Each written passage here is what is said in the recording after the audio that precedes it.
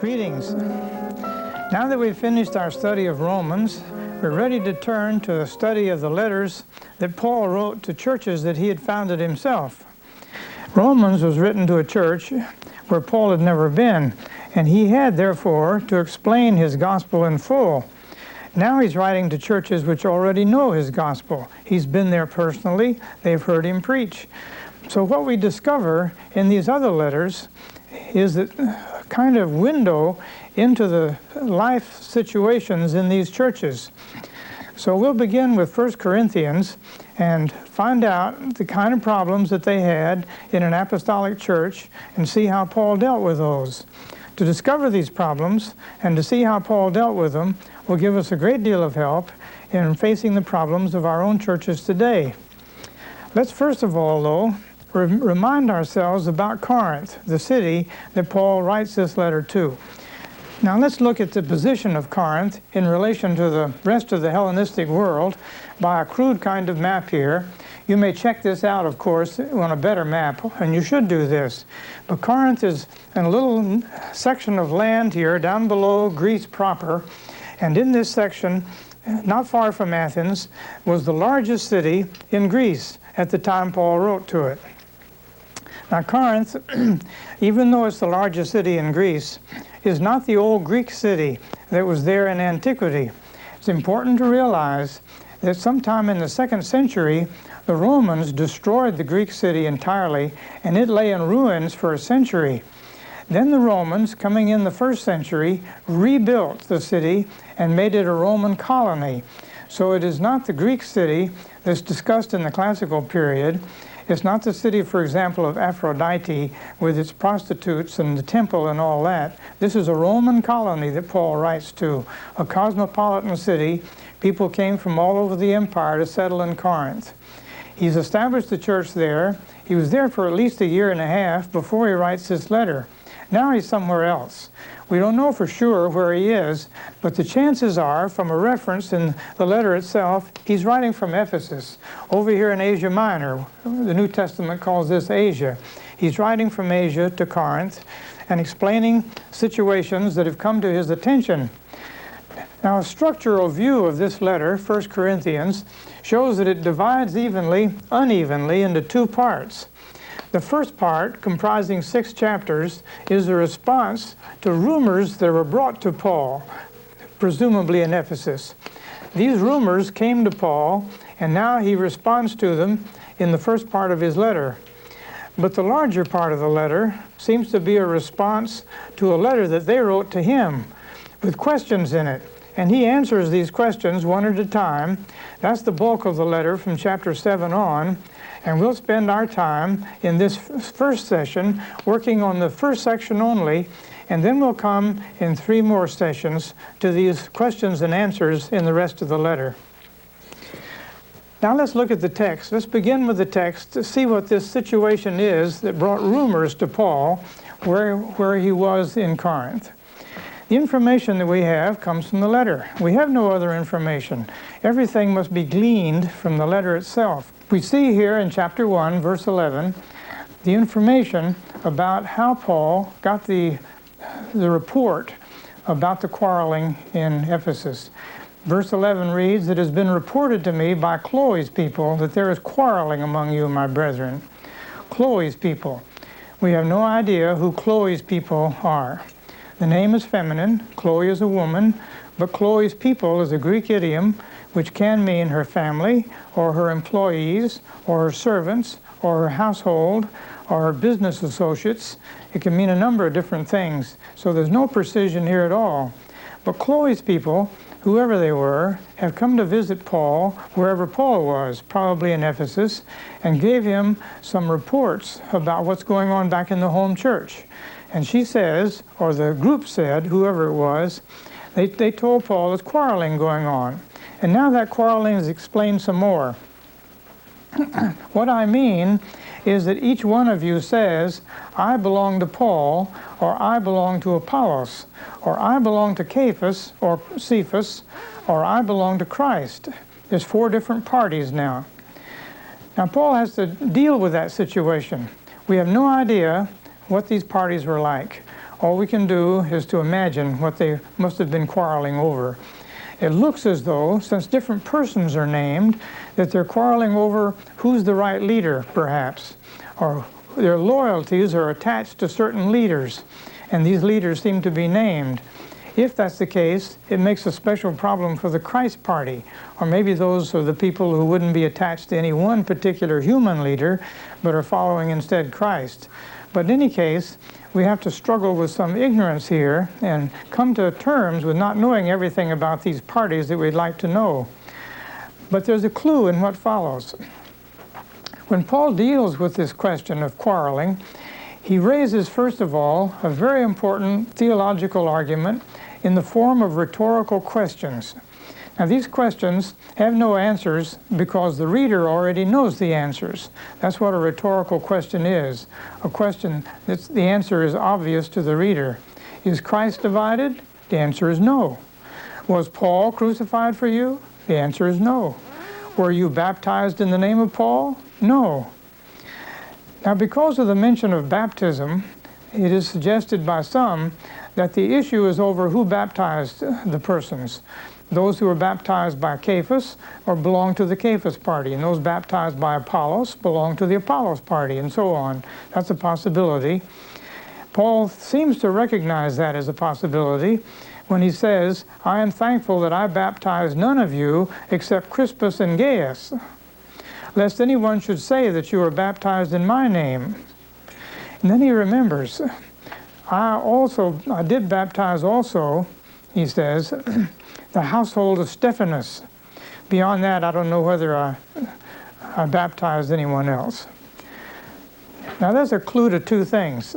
There's a clue to Stephanas here, and that Stephanas is mentioned again later in the letter. We'll look at a passage in a minute which shows the mention of this Stephanas at the end in the last chapter. But this mention of Stephanas is one that gives us another clue as to where these rumors may have come from. Not only did those of Chloe, the people of Chloe, visit Paul, but also he's had a visit from another delegation from that church. We don't know whether they were sent specially or whether they just happened to be there on business or something. But there is a reference in chapter 16 to this visit. Now, brethren, you know that the household of Stephanas were the first converts in Achaia, and they've devoted themselves to the service of the saints. I urge you to be subject to such men, that means they're probably leaders in the church, and to every fellow worker and laborer. I rejoice at the coming of Stephanas. So you see, Stephanas has come to visit wherever Paul is, and Fortunatus and Achaicus. 3 men have come. These are all masculine names. These 3 men have come, and Paul simply comments, because they have made up for your absence. They refresh my spirit as well as yours. Give recognition to such men. They not only refresh Paul's spirit, and he was glad to see them and happy to report the visit, but they also probably told him some more information about what's going on back in the home church. So we have now 2 sources of information that Paul had for knowing something about the goings-on back in the home church. Chloe's people and the visit of the 3 men led by Stephanas. But all this is conjectural, of course, but it tells us that Paul is responding to certain reports that he's heard about things that are happening back in the church. Now, he's anxious to deal with these problems. So he first deals with that problem of quarreling, disunity, party divisions. It takes 4 chapters in 1 Corinthians for him to expound that whole argument. It's a very important section. Deals with an issue which has been part of the church's life ever since. Disunity in the church, quarreling among parties within the church. Paul deals with it in a very strategic and skillful fashion. He's a model, in a sense, of how to deal with an issue like this. He first uses theological reasons, and after theological reasons moves to some psychological reasons and some practical reasons, and finally winds up on a very practical note. We'll trace through these 4 chapters the way in which Paul deals with this question of disunity or party divisions or quarreling in the church at Corinth. Now let's go back to where we were in chapter 1. he says in verse 17, a disclaimer about baptism. Christ did not send me to baptize, but to preach the gospel. Paul does not consider that his primary purpose is to baptize. His primary purpose is to preach the gospel. That gospel which we've been studying in Romans. They know the gospel already, so he can refer to it just in passing. And not with eloquent wisdom. Paul never claims to have been a great speaker. He says he's not a good speaker. We'll find more evidence of this as we go through the letters of Paul. The reason why he's anxious to say that he's not called to preach the gospel with eloquent wisdom is that he wants the power of the message to be, the power of the effects of his preaching to be in the message instead of the way in which it was preached. So he says, lest the cross of Christ be emptied of its power. Now this phrase, the cross of Christ, is another name for Paul's gospel. You can call Paul's gospel the gospel of the cross of Christ. You see this in the very next line. The word of the cross, that's Paul's gospel, is folly to those who are perishing, but to us who are being saved, it's the power of God. Now this is a theological argument for the unity of the church. The church is unified through the cross of Christ. It is therefore a starting point in a very effective way of dealing with this issue of parties in the church.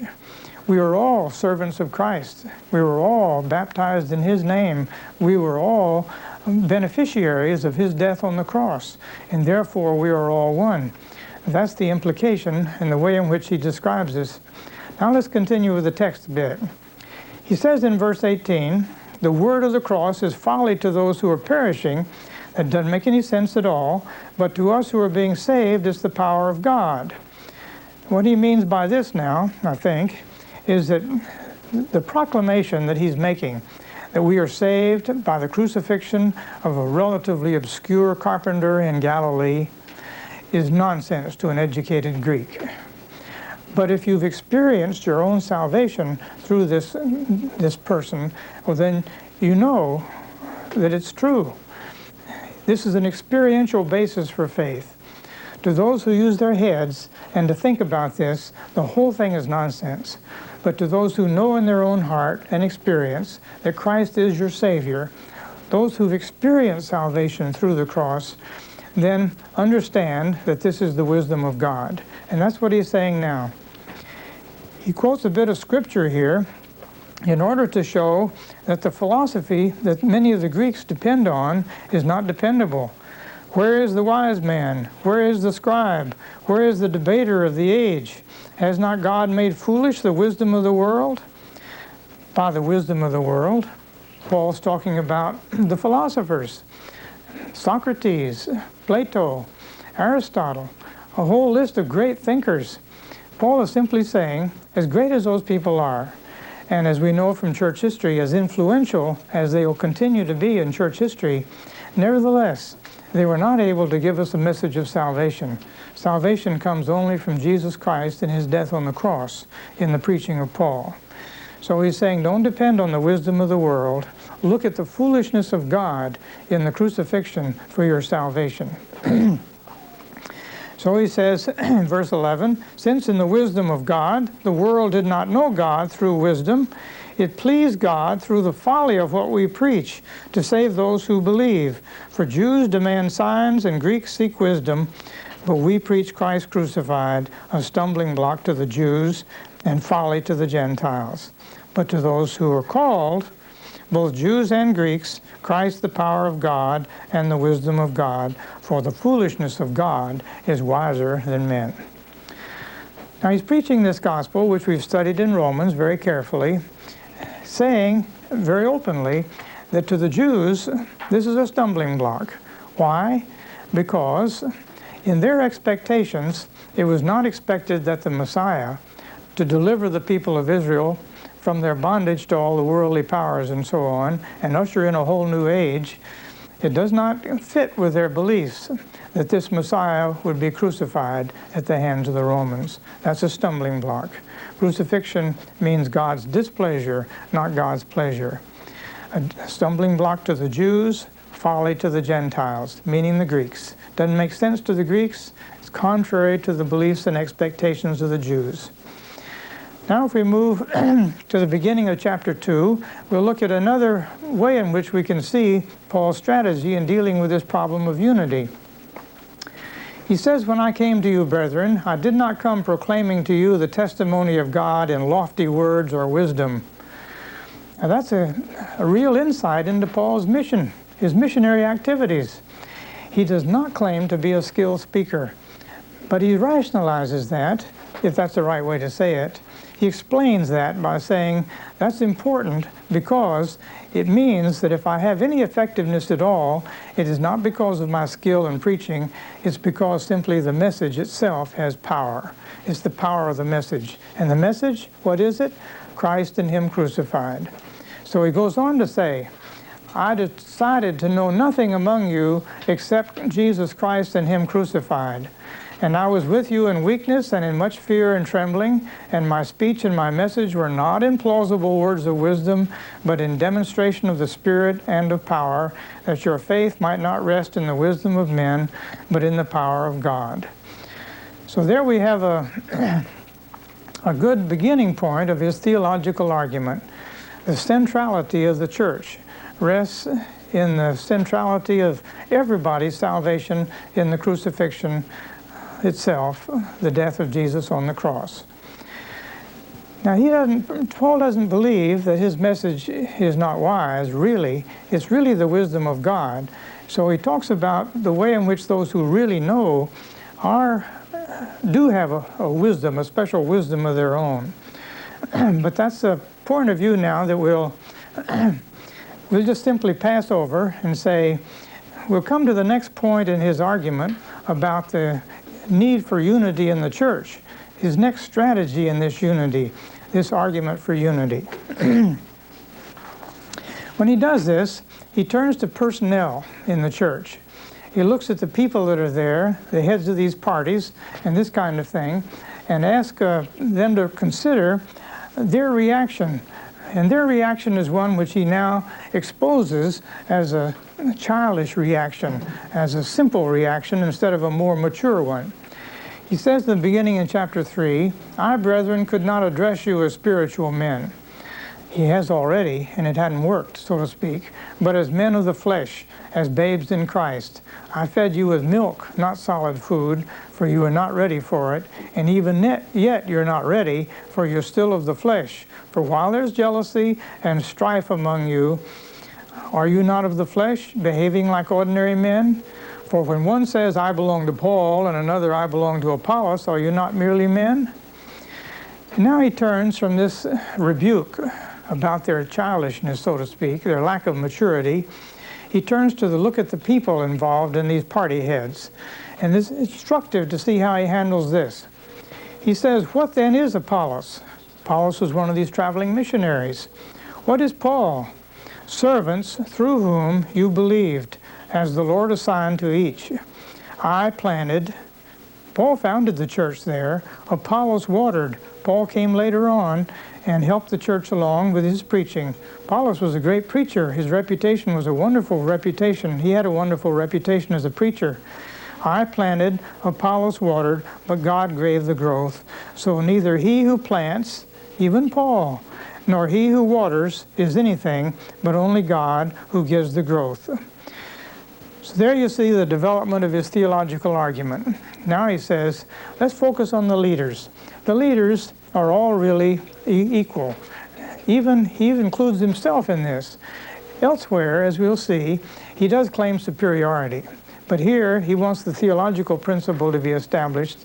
We're all servants of God, and it's God who's the real power behind all this.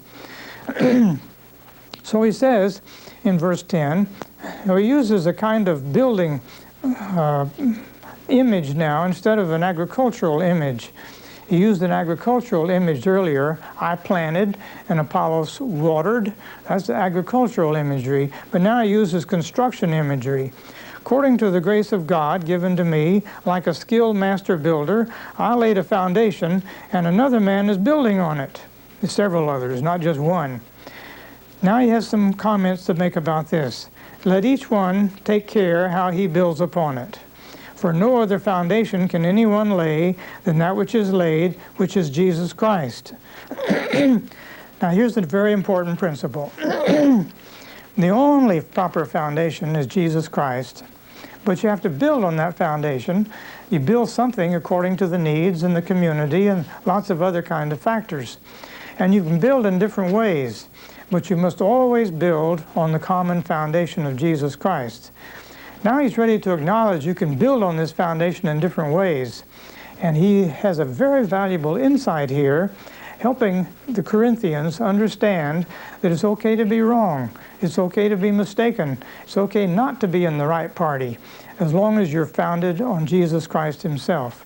So using this construction imagery a little further, he says, if anyone builds on the foundation with gold, silver, precious stones, wood, hay, straw, each man's work will become manifest, for the day will disclose it.